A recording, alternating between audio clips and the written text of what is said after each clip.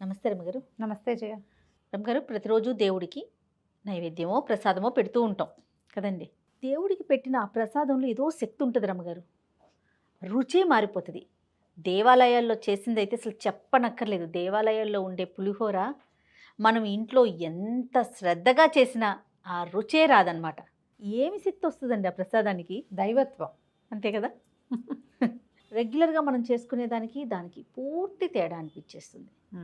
తర్వాత ప్రసాదం పెడతాం కదా, పెట్టి కొంచెం సేపు అక్కడ ఎవరు ఉండకూడదు, బయటకు వచ్చేసేయండి, దేవుడి రూమ్లో ఉండొద్దు అని చెప్తారు. అంటే స్వామి ఆ ప్రసాదాన్ని తింటారా, చూస్తారా, ఏం జరుగుతుంది? గుళ్ళో ప్రసాదం అంటే గుడిలో ఒక ప్రత్యేకమైన వాతావరణం ఉంటుంది. మన ఇంట్లో లాగా ఉండదు కదా. అవును కదా. ఒక ప్రత్యేకమైన స్తోత్రాలు, శ్లోకాలు, మంత్రాలు, హారతులు, తులసిమాలలు, పుష్పమాలలు, తర్వాత ఒక ప్రత్యేకమైన చాంటింగ్. మనం ఏ ఇంట్లో ఏం చదివినా గుళ్ళో చదివినట్టుగా రాదు. అస్సలు గుళ్ళో చదివినట్టుగా ఉండదు. అక్కడ మోగే గంటలు, ఆ గుడి తాలూకు నిర్మాణం, దీనివల్ల అక్కడున్న ప్రసాదానికి దైవత్వం వచ్చేస్తుంది. పైగా గుళ్ళో ప్రసాదం ప్లేట్లో పెట్టుకుని తింటామా, మనం స్పూన్ వేసుకుని చేతిలో పెట్టుకుంటాం. అంతకుముందే మనం ఏం చేస్తాం, లోపలికి వెళ్ళి అంత ప్రదక్షిణాలు చేసి ఏదైనా శ్లోకమో స్తోత్రమో ఒక నామమో నామజపమో చేసుకుంటాం. పవిత్ర భావన అక్కడి నుంచి దర్శనం చేసుకుంటాం. మన కళ్ళు, మనసు, దృష్టి అంతా కూడా భగవంతుని ఒక తాదాత్మ్యత చెందుతాం ఆయనతోటి. ఒక అలౌకికమైన ఏమంటారంటే మన ఆధ్యాత్మిక భావనలోకి వెళ్తాం కదా. అప్పటిదాకా మన భావ సంచలనాలు, భావావేశాలు, భావోద్వేగాలు వేరు. దర్శనం చేసుకునేటప్పుడు మన మైండ్ సెట్ వేరేగా ఉంటుంది. తీర్థం తీసుకుంటాం, సెఠారి తీసుకుంటాం, తర్వాత కదా ప్రసాదం, హారతి అద్దుకుంటాం, ఏదో దక్షిణ ఇస్తాం. ఆ ప్రసాదం తీసుకోగానే ఈ మొత్తం క్రియలతోటి మన మైండ్ సెట్ ఎట్లా మారిపోయింది? పాజిటివ్గా అయిపోతుంది కదండి. పూర్తిగా ఒకలాంటి అంటే ఒకలాంటి శక్తి అని చెప్పలేము, ఏదో వచ్చేసింది మనకి, ఒక బలం వచ్చింది, ఒక ధైర్యం వచ్చింది. ఎన్ని ఆలోచనలు వస్తాయో ఆలయానికి కనుక వెళ్ళొస్తాయి. ఏమవుతుందంటే మన చుట్టూతా ఒక ఆరా ఉంటుంది కదా, ఇది దేవాలయపు ఆరాలోకి ప్రవేశిస్తాం మనం. ఇప్పుడు మనం మనుషులో మనకే ఒక ఆరా ఉంటుంది. అవును, మన శరీరం నుంచి కొంత బయటకు ఉంటుంది. దేవాలయము కొలతలతోటి ప్రత్యేకంగా నిర్మించబడింది కదా. ఈ నిత్యం పూజ గీజ చేయటం వల్ల వాటికి ఏమవుతుంది, ఆరా పెద్దదైపోతుంది. చక్రం చాలా పెద్దదిగా ఉంటుంది. మనం ప్రదక్షిణ చేసి అందులోకి ఆ ఏమన్నా ప్రచండమైన పాజిటివ్ ఎనర్జీలోకి వెళ్ళిపోతాం మనం. అప్పుడు మన ఆర ఏమవుతుంది, పుల్ చేయబడుతుంది, లాగేస్తుంది బయటికి మన ఆరాని. మన లోపల ఉన్నటువంటి దైవిక శక్తి ఒకటి ఉంది కదా మన లోపల, అది ఉండటం వల్లే కదా మనం నడుస్తూ తిరుగుతున్నాము. ఈ దైవిక శక్తి ప్రజ్వలం ఎక్కువ అవుతుంది అనమాట, బాగా మండుతుంది. ఒక జ్యోతిలాగా ఉంటాడు భగవంతుడు మన లోపల. ఈ మెయిన్ సోర్స్ దగ్గరికి వెళ్ళేసరికి మన ఇన్నర్ సోర్స్ ఏదైతే ఉందో అది మెరవడం మొదలు పెడుతుంది. దానివల్ల మనకి గాల్లో తేలుతున్నట్టు, చాలా లైట్గా అయిపోయినట్టు, ప్రశాంతత వచ్చినట్టు, తేలికపడినట్టు, మనశ్శాంతిగా ఉన్నట్టు, పీస్ఫుల్గా ఉన్నట్టు, ఈ భావాలన్నీ కూడా కలుగుతాయి. ఏదైనా సమస్య ఉన్నా కూడా ఏమనిపిస్తుంది అంటే రమ్మగారు, ఓకే నేను గుడికి వచ్చాను కదా, అంతా ఆయనే చూసుకుంటాడు అని ఒక ధైర్యం వస్తుంది. ఏదో నామజపం చేసుకుంటాము. మనం నామజపం ఇంట్లో చేసుకునే దానికి దేవాలయంలో చేసిన దానికి తేడా ఉంది. గోశాలలో కూడా మీరు ఇదే పొందుతారు, ఇలాంటి భావన. తెలిసినా తెలియకపోయినా జయ, ఓకే బాగా తెలుసు అనుకో మనదని. ఇప్పుడు నేను చెప్తున్నానా, మీరు ఇదేంటి అని ఫీల్ అయ్యి తెలుసుకోవడానికి ప్రయత్నం చేస్తే ఇంకా ఎక్కువ వస్తుంది. ఏమీ తెలియకపోయినా లైట్ ఫీల్ వస్తుంది. దీపం దగ్గరికి వెళ్ళగానే వెలుగు మన కంటికి కనపడ్డట్టు, లోపల వెలుగుకి తెలిసిపోతుంది మనం ఇక్కడికి వెళ్ళాము అని. నీ బుద్ధికి తెలియదు, నువ్వు అజ్ఞానివి అయినా సరే నీ ప్రశాంతత వస్తుంది, బాగుంది అనిపిస్తుంది. దానికి ఒక పేరు పెట్టలేవు నువ్వు, దీనివల్లే నీకు తెలియదు కరెక్ట్ అండి, కానీ జరిగిపోతుంది.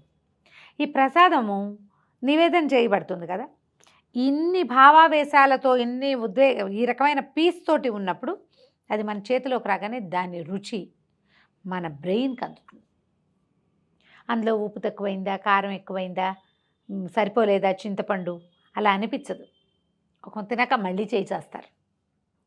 99% పీపుల్ రెండోసారి ప్రసాదానికి చేయి చాచుతారు. లేదనుకో పక్క వాళ్ళు ఎవరైనా వదిలేస్తున్నారేమో చూసి మన వాళ్ళు అయితే వాళ్ళ దాంట్లో ఇచ్చి తీసుకుంటాను, నువ్వు తినకపోతే నాకు ఇచ్చే. ఇది దేవాలయంలో పెట్టడం వల్ల ఇన్ని రకాల ఈక్వేషన్స్ కుదరటం వల్ల జరుగుతుంది. మనం ఇంట్లో కూడా పెట్టుకుంటాం. అయితే ఈ ప్రసాదం నివేదన పెట్టినప్పుడు నీకు ఎంతసేపు అదే డౌట్, ప్రసాదం దేవుడు తింటాడా అనేది చిన్న క్వశ్చన్, దాన్ని ఇంత పెద్ద చేసి అడుగుతున్నావు నువ్వు. ఎందుకంటే రమ్మగారు ఇంట్లో ఏదన్నా పండుగప్పుడు కానీ అలాంటప్పుడు ప్రసాదాలు పెట్టినప్పుడు మీరు ముందు బయటకు వచ్చేసేయండి, ముందు ఆ డోర్లు వేసేయండి అని అంటారు. అమ్మ ఎక్కువగా రెగ్యులర్గా వింటానమాట. కాసేపు అక్కడే ఉంచాలి అని. అంటే ఇప్పుడు ఏ మంత్రము పెద్దగా మంత్రాలు తంత్రాలు చేయని వాళ్ళు ఏం చేస్తారు, ప్రసాదం నివేదన చేశాక కాసేపు వదిలిపెట్టి అప్పుడు తెచ్చుకోవాలనుకుంటారు. స్వామి యొక్క దృష్టి దాని మీద పడుతుందని. ఇప్పుడు మనం ఇంత ప్రసాదం పెట్టాం, అందులో నుంచి ఏం ఖర్చు అవ్వదు, ఒక్క మెతుకు కూడా తిండు. ఆయనకి ఎందుకు, అన్నీ ఇచ్చింది ఆయన అయితే ఆయనకి మన అన్నం కావాలి, అక్కర్లా. కాకపోతే ఏం చేస్తాడంటే అందులో నుంచి సూక్ష్మాంశాన్ని భగవంతుడు తీసుకుంటాడు. మనం ఏ ప్రతిమా రూపాన్ని ఆరాధిస్తున్నామో ఆయన మన యొక్క శ్రద్ధని ఈ ప్రసాదం నుంచి తీసుకుంటాడు. ప్రసాదంగా పెట్టినవన్నీ బాగానే ఉంటాయి, నైవేద్యంగా పెట్టినవన్నీ బాగానే ఉంటాయి. ఇప్పుడు మంత్రము అది చదివే అలవాటు ఉన్న వాళ్ళు ఏం చేస్తారు, ముందు ప్రాణాహుతులు ఇస్తారు, 5 ఆహుతులు ఇచ్చి ఈ నివేదయామి అని చెప్పుకుంటారు, ప్రసాదం చూపిస్తారు. తర్వాత ఉత్తరాపోసనం అన్నం తిన్న తర్వాత చేయి కడుక్కోవటానికి నీళ్లు, హస్తౌ ప్రక్షాళయామి, పాదౌ ప్రక్షాళయామి, ముఖే పునరాచమనీయం సమర్పయామి, ముఖానికి మళ్ళీ ఆచమనం, ఇంకొకసారి నీళ్లు.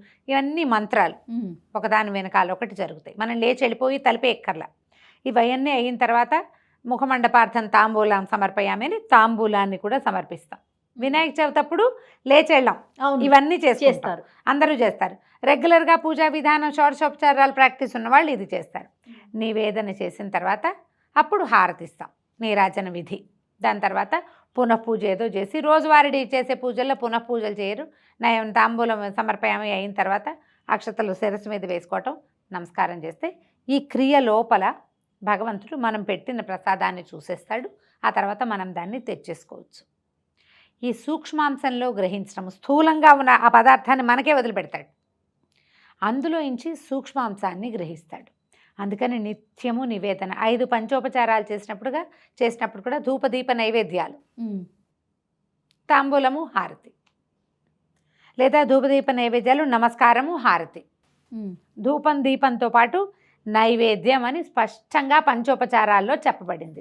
నువ్వు ఇంత పటిక బెల్లం పెట్టు, అంత ఒట్టి బెల్లం ముక్క పెట్టు, కాస్త అంత పెసరపప్పు నానబెట్టి చెంచాడు నానబెట్టి నీళ్లు ఉంచేసి తడి పెసరపప్పు పెట్టు, దాని మీద బెల్లం ముక్క, కొబ్బరికాయ కొట్టు, అరటిపళ్ళు పెట్టు, దానిమ్మ పండు పెట్టు, ఏదైనా పెట్టు, అన్నం వండి అన్నం పెట్టు, ఈ చిప్స్ చిటి దొరుకుతాయి పటిక బెల్లం, పంచదార చిప్స్ అవైనా పెట్టు. ఆ లైన్ ఏంటంటే నీ యొక్క శ్రద్ధని సూచిస్తుంది. 5 ఉపచారాలు చేసి భగవంతుణ్ణి నేను నిన్ను ఆశ్రయించుకుని ఉన్నవాడిని అని చెప్పటం. నువ్వు ఇన్ని పటిక బెల్లం పలుకులు పెట్టినా పుచ్చుకుంటాడు, ఇంత గిన్నెడు పరమాన్నం చేసి పెట్టినా తీసుకుంటాడు. నిన్న పటిక బెల్లం పెట్టాడు, వాడు పాయసం పెడుతున్నాడు, వీడు దుప్పతగా అనుకోడు భగవంతుడు. నిన్నటి నీ శ్రద్ధని ఇవాల్టి నీ శ్రద్ధని కూడా గ్రహిస్తాడు. పటిక బెల్లం అయితే ఒక వరమే ఇస్తాడు, పరమాన్నం అయితే పెద్ద వరం ఇస్తాడు అనుకోవద్దు. లేదు, నైవేద్య విధి నువ్వు నిర్వర్తించావా లేదా, ఆ ప్రసాదాన్ని తీసుకోవటం. ప్రసాద స్వీకారం మానేయకూడదు పొరపాటును కూడా. ఏదో వెళ్తున్నావు వాళ్ళ ప్రసాదం అంటే పంచి పెడతారు, మాకు వద్దు అనకూడదు, ఖచ్చితంగా తీసుకోవాలి. అయితే ఒక చిట్టి కథ ఉంది చూడు, దీని కనెక్షన్. ప్రసాదం తింటాడా అని ఓ ప్రశ్నిస్తూ ఉంటారు. ఒక గురువుగారు సరే సమాధానం చెప్పరు, పిల్లలందరినీ చదువుకోమంటారు. చదువుకుంటారు. ఈ పిల్లాడు ఎవరైతే ప్రసాదాన్ని దేవుడు పెడతా తింటాడా అని అడిగిన పిల్లాడిని పాఠం అప్పచెప్పమన్నారు. వాడు పద్యం అప్పచెప్పాడు. గురుగారు, ఎరా ఈ పద్యం తీసేసావా పుస్తకంలో నుంచి అన్నాడు. అబ్బాయి ఇదిగోండి అని పుస్తకం చూపించాడు.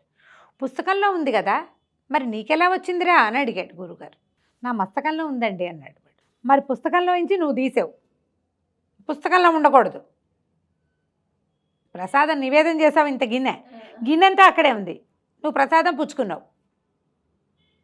మరి ఏది ఎట్లా, మరి పుస్తకంలోనే ఉండాలి కదా. అదే ఎందుకు లేదు, పుస్తకంలో ఉన్నది నువ్వు చదివి నీ మనసుకు స్వీకరిస్తే మనసులోకి తీసుకుంటావు. పుస్తకంలో విద్య పుస్తకంలోనే ఉంటుంది, నీ మస్తకంలో కూడా నువ్వు తీసుకోగలిగావు. ఎట్లా గ్రహించావు దాన్ని, నువ్వు తీయాలిగా అక్కడి నుంచి, బుద్ధితో గ్రహించావు. భగవంతుడు అంతే కంటితో తీసుకుంటాడు. ఆ కన్ను ఎలాగా నీ యొక్క శ్రద్ధ వల్ల భగవంతుడి కన్ను నీ యందు తెరుచుకుంటుంది. నిన్ను దేవుడు ఎప్పుడు చూస్తాడు? అందరినీ చూస్తాడు. ప్రపంచం అంతటిని ఆయనే సృజించాడు, అందరినీ చూస్తాడు. నువ్వు పిలిస్తే ఇంకా బాగా చూస్తాడు, నువ్వు తలుచుకుంటే ఇంకా బాగా చూస్తాడు. నువ్వు ఎందుకు తలుచుకున్నావో చూస్తాడు, లేదా నీ పని నువ్వు చేసుకుంటూ ఉంటావు, చూస్తూ ఉంటాడు నిమిత్త మాత్రుడుగా దేవుడు. నువ్వు దీపం పెట్టావు, అబ్బా వీడికి దీపం పెట్టాడు, వీడి శ్రద్ధాళువు. ధూపం చూపించావు, బాగుంది. ప్రసాదం అబ్బో వీడి ప్రసాదం కూడా చూపిస్తున్నాడు. నమస్కారం చేసావు, వీడు శ్రద్ధ. వీడి నమస్కారానికి ప్రతి నమస్కారం చేయాలని చూస్తాడు భగవంతుడు. భగవంతుడు ప్రతి నమస్కారం అంటే ఎట్లా చేస్తాడు? ఆశీర్వచనంతో చేస్తాడు. అది పెద్దవాళ్ళు ప్రతి నమస్కారం చేయరు, చిరంజీవి అంటారు. అది కదా కావాలి మనకి. హారతి ఇస్తావు, హారతి వెలుగులో తెరుచుకున్న భగవంతుడి కన్ను నీ మీద సుప్రతిష్టంగా ఉంటుంది. ఆ ప్రసాదాన్ని స్వీకరిస్తావు, భగవంతుడు చూసిన దాన్ని నువ్వు తీసుకుంటావు. నీకు ఫలితం వస్తుంది ఎంతో కొంత, నీకు రావాల్సినంత, నీకు కావాల్సినంత కాకపోయినా రావాల్సింది వస్తుంది ఖచ్చితంగా. ఇలా ఆలోచించాలి.